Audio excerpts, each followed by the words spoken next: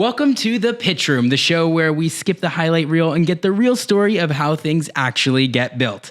I'm Max Bratter, and today I'm sitting down with Scott Nortman, an engineer, inventor, and founder who has spent his career building robots that do everything from exploring space to saving lives in the operating room. Scott, welcome. Thank you. Thanks for having me.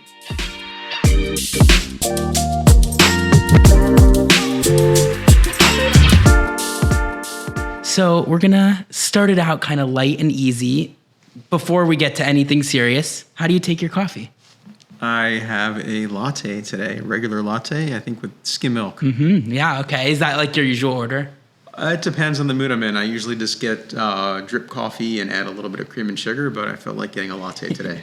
Cool. So I feel like a lot of engineers take caffeine very seriously. It's like very, working late nights, late hours. Do you think you're one of those kind of engineers? Or 100%. I actually didn't drink coffee in college, and I started drinking coffee obsessively in my first job out of school and have not stopped since, and now I drink 4 or 5 cups a day.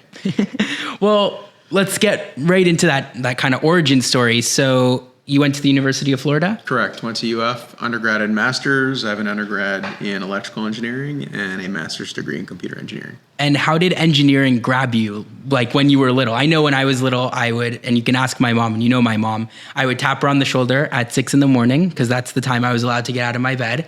And I would say, Mom, it's time to do science projects. And that's kind of how I got started with it. What about you? I was always interested in how things worked. I thought it was pretty cool just to see something moving, like radio-controlled cars or a camera or anything just had moving parts, just intrigued me. And at a young age, I started to try to understand how things worked. I would take tons of things apart. My mom can vouch for that. I would take anything I could get my hands on apart, cameras, toys, things I shouldn't be taking apart, old computers, old VCRs, just wanted to know what was inside of them and how they actually worked. I remember looking at circuit boards when I was a kid, trying to understand what these little things were that did stuff, little wires, traces on the circuit boards, and it just all intrigued me, caught my attention and interest. And the prominence of Radio Shack was very important. I purchased the books from Radio Shack as a kid, Forrest M. Mims' Getting Started in Electronics series. I'm sure if you're an old school engineer, you know exactly what I'm talking about. I still have the books somewhere in my garage. I bought all of those books, read through them obsessively, purchased the smaller notebooks to try and understand how things worked and how circuits worked and how you build stuff.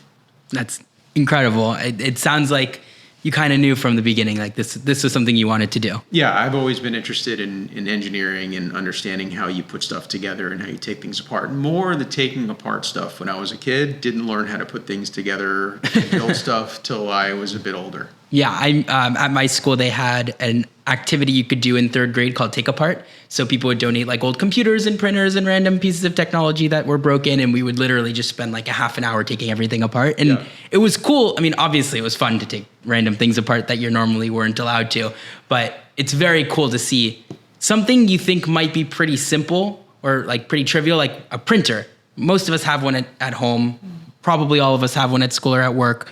And you don't really realize right away how much engineering went into that. Yeah, agreed. I think that's a very valid point. And a lot of people don't realize how much thought and effort and engineering it takes to go even to the most simple objects. For example, if you look around your house and sitting here, I see a knob on a drawer or a plaque on a wall covering a switch. All of these things that you see around you that you definitely take for granted had significant amount of engineering going into them. Yeah. So you went to the University of Florida, and what came next? So I went to University of Florida. I majored in electrical and computer engineering. My first few years were more general science education, where you take the basics, chemistry, physics, math, and that's really the prerequisites before going into the real engineering courses. And then after that, the rest of the 2 or 3 years in my case was focused on the detailed engineering and understanding design things in your engineering discipline. Yeah, I think it's important that no matter what kind of engineer you want to be, you have to look at all of the different aspects. And so after college, you went to California, right? Yeah, so after college, well, even while I was in college, before going to California, I did an internship or a co-op, I should say, at Motorola. So Motorola had a big presence in South Florida in the, I would think, 80s and 90s, and not so much anymore due to the shifts in kind of economics and things going overseas. And I worked at their pager division in Boynton Beach, which is no longer there. That was my first foray into a real engineering job. So I got exposed to working with engineers on high reliability, high lifetime components, sat in the cubes next to them, understood what it took to build millions and millions of products and how to essentially debug and test them. Yeah. And so you moved to California to work at Lockheed Martin? Correct. My first job was at Lockheed. I started in their, what they call their Advanced Technology Center, which is their research group focused on space systems. So worked with a lot of really smart people. It was in the heart of Palo Alto. Everyone I worked with there had their PhD from Stanford. I wondered how I got in, but I made it in. And fortunately, I did find that my education at UF was more than enough to go head to head with all of the Stanford engineers, so that was great. But I worked as part of their space systems group, working on various projects, some that I can't talk about, and then some that I can talk about. One of the ones that I enjoyed the most was working on spacecraft, and specifically formation flying spacecraft. Wow. So there's a need to have spacecraft form different robust shapes in space. You can think of it as molecules rearranging in different shapes based upon different behaviors they follow, or flocking of birds. So we worked on test beds to kind of model these behaviors and implement them. And in the past couple of years, you may be familiar with drones and the formation of drones and them forming different shapes. It's the exact same technology, but it was applied to spacecraft. Yeah, so it's kind of like how you can go to Disney at a certain time at night now, and they have those like crazy drone shows in the air, just on like a much larger scale. Right. This was before drones were invented, but not very prevalent. But there was a lot of applications of having different spacecraft form different shapes while they're moving through space for defense, for communications, for imaging. So we were working on test beds for that.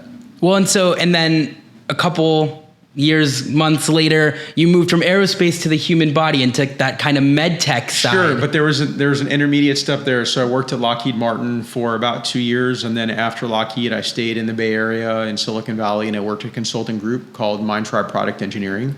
And this group was a consulting firm that focused on engineering with a lot of the, I would say, more touchy-feely sort of consulting firms in the Silicon Valley area. For example, you may have heard of a company called IDEO or Lunar Design or Frog Design, and they're very well known for designing popular consumer products, but they didn't have the real technical depth of engineering the insides, or I would say guts, embedded systems, mechanical systems that went inside the products. So they would outsource some of that work to Mindtribe Product Engineering, and we would do all the hardcore engineering, electronics design, mechanical design, system design, firmware, and software that would go into these other products. Yeah. And I did that for about 2 years. And then after that is when I left and went back to Florida and went into the medical robotics side of things. And what kind of drew you to med tech specifically? Because it's one of the biggest kind of sects of engineering. Yeah, so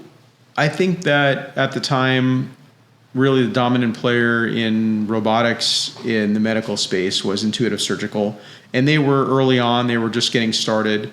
This was back in the early 2000s. If I remember, they started in the mid-90s. And so they were just getting traction. And so I thought there was, it's an exciting area to go into. There was a lot of opportunity to design and develop new technologies to help with surgical procedures. So I studied robotics when I was in graduate school, and more like robotic arms. And when I was working at Lockheed and I was working at Mindtribe, I didn't have the opportunity to work in that area. So I started looking around at other opportunities that could align with what I was interested in getting back into. And the opportunity at Mako Surgical came across my computer screen, and I applied, and I ended up getting the job and moved back to South Florida. Yeah. And so at some point in this mix, you got your first of 2 patents. Can you kind of walk us through what that patent is, or as much as you're able to tell us? Sure. I I have a lot of patents, and some of them kind of blend in my mind. So when you say the first two, I think you may be referring to some at Mako where it was about general robotic surgery. And the interesting thing about that patent was within my first week of joining Mako Surgical, I actually had an idea about improving some of the cutting of the bone. As a quick background, Mako Surgical was the first orthopedic surgical robotics company, and they were developing a new robotic arm to assist surgeons with orthopedic surgery. And there was an issue with getting the implant fitting properly and snug within the area that you cut away from the bone. And I had an idea about improving this. And the idea was pretty simple. You were essentially cutting away a pocket of bone that an implant would sit in. When you did this, you needed to allow room for bone cement to fit around the implant so it stayed fixed properly. Mm-hmm. But the problem was that when you left this gap all the way around all the edges of the bone to permit the cement to go, you added some free play of this implant, which detracted from what you were going after in terms of improved fit. And so my idea was to just add little posts at a few locations, key locations around the perimeter that would still allow cement to flow, but would keep the implant centered properly. And I had sketched this out of my notebook, and I had someone sign it, but then really tucked it away, honestly, for a couple of years. And about 5 or 6 years later, I saw that someone at the company was filing a patent for that idea. And I was like, oh, I had that. And I actually showed them that I had this in my invention notebook, and they realized that I had that idea. And so I was actually put as first inventor of that patent. Wow. So I would say as a tidbit of advice, use invention notebooks. They're very useful, especially when you think of ideas. Yes, keep logs. Exactly. So that's interesting you say that, because in competitive robotics, so there's kind of two main players. It's Vex Robotics and First Robotics. And in both, one of the required portions of the competition is something called an engineering notebook, which, as the name implies, is where you're kind of someone or a few people from the team are supposed to keep track of everything you do, whether that's having a tiny team meeting where you're just discussing what everyone's doing over the summer and now you're going to start planning for the next season, or you're coding the entire code for the whole robot, and that all needs to be documented for that kind of exact reason, right? And it's to keep yourselves accountable, to keep the team accountable, and to give the judges an insight into kind of what's going on in the background. So it's exciting to hear that. Yeah, it's good engineering practice to just document everything that you are working on and everything you've thought of, just to keep logs of your progress. Mm-hmm. Well, so you worked at Mako and you worked at Lockheed and a couple other companies, but why did you decide it was kind of time to start your own company instead of building within someone else's? Sure. Well, I've always had a desire to try and do my own thing. It's a bit sensationalized looking on the news and looking on LinkedIn with regards to, this founder just, started their own company and raised $1 gazillion, and, they're a great engineer, and, everyone admires them for their engineering skill. And, so it's just something I wanted to do. And I felt that at this point in time in my career, I had enough experience. I had a good idea. I was able to kind of execute technically on this idea. So I gave it a shot. I mean, I left Magic Leap and I was doing consulting. And while I was doing the consulting as my day job, nights and weekends I was spending working on my own company. And can you tell me a little bit about that company? And you Sure. still work on that, correct? I do. It's slowed down. Unfortunately, I haven't been able to raise the capital I needed to take it to the next level. I received a bunch of patents and I designed and built numerous working prototypes. So I still have the company. I'm trying to see if I could do something with the IP at this point. So the big idea is to address a problem with something called sleep apnea. In case you're not familiar with sleep apnea, this is a very widespread disease that affects estimated, 100 million people around the world. And this prevents you from falling asleep naturally and consistently throughout the night. Basically, when you fall asleep and the tissues in your throat relax, it causes your windpipe and your tissues to constrict and you get choked. So you asphyxiate. This arouses your body automatically and you wake up and you gasp for air. And this cycle repeats in severe cases. It could be 50 to 100 times per hour. Wow. So people that have chronic sleep apnea that are not treated, they're never able to get into deep sleep, and they're chronically tired. And when you have sleep apnea and it's not treated, it leads to a variety of other health problems, such as increased risk for stroke, diabetes, hypertension, chronic fatigue, car accidents, poor quality of life. So if you have sleep apnea, you really want to make sure it's treated properly so you get restful sleep every night. Yeah. And so what was kind of your solution to that? So the solution is, after researching the problem as to why patients don't comply, is that a lot of the difficulties with long-term CPAP compliance are, number one, getting used to falling asleep with the mask on. So it completely changes your entire nighttime dynamic. You go from, just your normal bedtime routine of maybe, getting pajamas on, brushing your teeth, washing your face, and then hopping into bed, and then maybe scrolling on your phone, to now having to put this mask on your face, turning the machine on next to you, having a hose draped off your face, having head straps go around your head. It's just a completely different experience. And a lot of patients who have apnea, they can't deal with this. So they start to get anxiety when it gets close to bedtime. They get panic attacks. They come up with alternative routines where maybe they'll put it on an hour before going to bed so they get used to it, and then try and fall asleep with it on. And so it just changes everything. And the reality is, there's been studies that say up to 50%, in some cases 80%, can't get used to this new routine. So that's the first major problem. The other major problem is that patients subconsciously rip it off in the middle of the night. Like my father-in-law, which is one of the reasons why I became aware of this issue and developed this technology, because every night he would rip it off. So even though he could fall asleep with a mask on, he'd wake up in the morning and would be dangling off the side of his face, and he would have no memory of him, of himself doing that. So semi-conscious removals and falling asleep with a mask on are the two major obstacles to using and falling asleep with CPAP, even though CPAP's known to work. It's been proven to work when you use it every night consistently. So my big idea was, hey, let's restore the natural way of falling asleep for these sufferers. Let's allow them to go to sleep without anything on their face, no masks, no hoses, no straps. They'll go to sleep normally.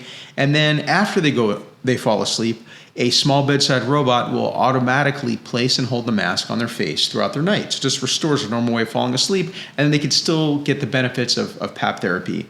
Additionally, this robot would sense if the mask was not on the face correctly, if the user were to toss and turn, or if the user were to rip it off their face. The system would automatically detect this, momentarily retract, let the user get settled again, and then go ahead and replace the mask and place it hold it on their face throughout the night. That's incredible. And I think, like you said, CPAP works. It's been known to work. It's been scientifically proven to work. But there's two sides to it, right? Like medically, it can work. But if it doesn't work for a person, if you can't fall asleep normally, like you said, if you can't go about life normally or semi-normally, it's never going to work in the long run. It doesn't solve the big picture problem of compliance and reaping the benefits of therapy. So you kind of became that CEO, right? And I believe co-founder. So would you say there was anything you had to kind of unlearn going from primarily engineer to now having to incorporate all these business ideas and financials and marketing and all the things that the engineer normally doesn't have to worry about? Absolutely. I think that there's a lot of things you have to unlearn as, a hardcore tech-focused engineer moving into the co-founder role. Is you go from a engineer who's just trying to solve problems to now to a bit of a salesman. Right? Because when you're a CEO at a startup company, your job is to sell the vision to investors, right? And to sell the vision to everyone who you want to believe into your company. And that takes you pitching and telling stories and convincing people that this indeed is the future of sleep apnea treatment. And frankly, that's where I failed to some degree, right? Because I was able to raise a friends and family round. I raised almost $400,000, but I wasn't able to get to the next level of pitching to these big VC firms that, hey, I need $5 million to build this next stage proof of concept to really validate this with patients, right? So it's all about sales. Now, in addition to that, you need to have the data behind the sales. You need to have evidence that the technology is there, that it's mature enough, that you can get it cheap enough, that people are going to use it. So these are other things that you have to combine into your story as part of the sales pitch to get people to give you money. Yeah. So one of the ideas of this podcast, it's called the pitch room, right? So the idea is that we have people like you who have started a company, who want to start a company, pitch their ideas. And you just did for us and explained it. So let's say we've got investors listening and the floor is yours. What do you want them to understand about you, about your company? Sure. So at this point, I think the pitch would be, if you take a step back and look at the big picture of robotics, and you look at even in the past 5 years where robotics is going, there's tons of money flowing into robots that are intended to be used in your home every day. All of these companies are building robots for the home, and they've raised tons of money, right? And these companies are developing general purpose robots to do the things that people don't want to do. Clean the house, put the laundry away, pick up things on the floor, do the dishes, all these annoying mundane tasks. And there's been an explosion in investment in technology development in this over the past few years, being driven primarily by lower power, less expensive compute, advances in AI. I mean, big advances. So these are riding on the tailwinds of OpenAI, Anthropic in terms of large language models. You combine these language models with language vision models and then language vision action models, which are really the state of the art now in robotics. And you actually can get robots to behave in almost like a normal person, right? So that's the first thing. So, and I launched my company before this, right? So I launched my company in end of 2019, beginning of 2020, and was pitching really hard through like 2021, 2022. This was just when all of these other advances in robotics were coming into mainstream. So I kind of was just before everything really started taking off. Yeah. And it was difficult at that time to sell the vision. I think now maybe there's a chance I could still sell the vision, because I think people are seeing that robotics have advanced enough, it's getting cheap enough, the technology and the brains are there to achieve these tasks. So the real question is, right, can I convince investors that people will be accepting of this idea of putting a mask on their face when they're falling asleep at night? I think that's really the only hurdle. I mean, it's a big hurdle, though, that I have to get over. So that's how I would change the pitch now. I think that there's, and I was saying this, by the way, when I was pitching in 2020, robotics is advancing enough, right? Computer vision is getting advanced enough. Robotics is getting cheap enough. It's going mainstream. And everything I was pitching actually came true. Okay? So, I'm happy. Think about AI now. How many people have AI on their computer? Yeah, it's whether they should or shouldn't be using it. Yeah, it's everywhere. So all of these things that I was pitching did happen, which is great, right? But it's just getting that hurdle of convincing investors that people are going to be accepting of this mask going on the face. That's the real hump that I have to get over. Yeah. So kind of looking at that AI side a little bit. Yeah. Obviously, AI has become such an incredibly important part of human life now, for better, for worse. Where do you stand on that? Because as an engineer, I could see how it's an amazing tool. It's an incredible resource. Yeah. But also, is it replacing jobs that it shouldn't be? Is it doing things? Is it replacing the human brain, which is possibly the most important tool? So I think AI has changed my life, and I think there are good sides and bad sides to AI. And I think that from a pure engineering perspective, it is absolutely revolutionizing the way that engineering is done. I tell the AI what to do. Now, there's still some subtle nuances with how you interact with the AI and how you tell it to do what you want so you get the right output. That's going to improve, right? I mean, we're at the beginning stages. So now you have to be very specific about exactly how you tell the AI what to do, but it's making my life way easier, right? I mean, I can refactor, thousands and thousands of lines of code in a couple of hours by giving it a simple prompt. So I think that this is similar to, years and years ago when the C programming language first came out in the 70s. Prior to that, there was assembly code, right? And if you look at the way that programming was done in like the 60s and 70s, it was a very manual, tedious process. But then you have higher level programming that came out. And nowadays, a lot of programmers can program without looking at what's going on underneath the hood. Yeah. And it's the same kind of situation where eventually AI is going to get good enough where you don't really care about what's going on, right? It's just going to be about what's going on underneath the hood, and it's going to be it's going to work, right? They're going to get to the point where it's just going to work. Just like now, when you write a C program, you don't really care what the compiler does. I mean, you kind of validate that it works properly. Yeah. Right? So it's going to be a similar idea. We're just on this transition phase right now. So you think it's going to become less important to know how to actually type in the code and syntax and all that fun stuff, and more about how to prompt engineer and get the AI to do that aspect of it, like making the AI into your compiler. You don't know what it's doing, but you have to tell it what to do. Well, once it gets to the point where it's good enough that you can trust it, it's not going to matter as much. Yeah. Okay, so I want to shift gears a little bit to kind of the present day. Tell me a little bit about what you do now at Unify. So right now I am at a small startup company called Unify Medical, and we are we have created a wearable surgical microscope. So if you look at this market, on one end of the spectrum, you have traditional surgical loupes, which are old school analog magnifying lenses that you put on some glasses, and they haven't changed in the past 50 years, and they magnify the view of a surgeon when they're operating on small structures. On the other end of the spectrum, you have super high-end digital microscopes that cost upwards of $500,000 or $1 million that are sold by Zeiss, Leica, all these big companies, and they're for precision neurosurgery. So you have these things at each end of the spectrum, and we're trying to bridge that gap. So what we've created is a wearable surgical microscope that gives you the form factor and benefits of the wearable device with some of the benefits of a higher end surgical microscope, including dynamic zooming, high-end microscopy, and stereoscopic vision, but in a wearable form factor. Wow. And so kind of a separate but similar question, the Apple Vision Pro. So that came out 2 or 3 years ago now at this point. And I read a couple of days ago that especially in the dental field, they're starting to use it in select cases to be able to see instructions. Probably isn't the right word, because hopefully your doctor knows what they're doing when they're operating. Right. But anatomy and all these kinds of things that can be around them, and then they look back into the human body and Correct. They see all that information. Do you think there's a world in which your product is similar, different? I do. I think that there's some overlap with that. I mean, I think the key advantage of our product is, one, it's a bit more ergonomic, and two, it offers real-time digital zooming. So we have some proprietary designs and cameras that allow for high-end imaging that allows the surgeon to get a super close-up, detailed view of their structure, where some of these consumer devices or prosumer devices don't offer those features.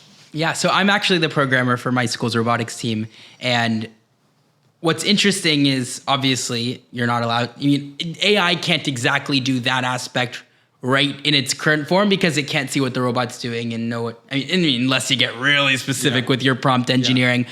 But I've noticed that using something like Claude Code or Code Agent, any of the different mainstream coding, agentic coding systems, one of the biggest things is it cuts down on debugging time exponentially. Absolutely. I can say, why is this line of code not actually doing anything? And it'll say, oh, you forgot a semicolon all the way up here that the compiler missed. And it's like, how long would it have taken me to search the whole code to find that? That's a great example. Yeah. And the AP Computer Science A exam is crazy. I just took it a few weeks ago, and it was kind of night and day to see, because while you're coding on that exam, you don't get to run your code and test it. You don't get to see any kind of compiler, any errors, anything. And it kind of reminds you of how good we have it now. You think of how good we had it with Visual Studio Code telling me when I forgot a semicolon most of the time, right, and letting me test my code right there and see the output. But basically you code into a .txt file on the exam, and you just have to trust your knowledge. Right. And so it's exciting to see kind of the stark contrast in how far we've come from back in the day when you had to just code on a TXT file, upload it to whatever, and see what happened. And now you just say, hey, Claude, my code doesn't work. Right. And it's like, oh, I've already fixed it. Exactly. All right. So our last question for you today, what advice would you give to someone like you respected who's in this field and who's trying to break into this field? You have to learn about AI. You have to take advantage of the power that AI gives you, the expectation now in all of the things I'm seeing on LinkedIn with regards to companies that are starting and different engineers that are getting started in their career, you have to understand the power of AI and you have to understand how to use it effectively. Well, thank you so much for coming on today. Thanks really for having me. appreciate it. Yeah.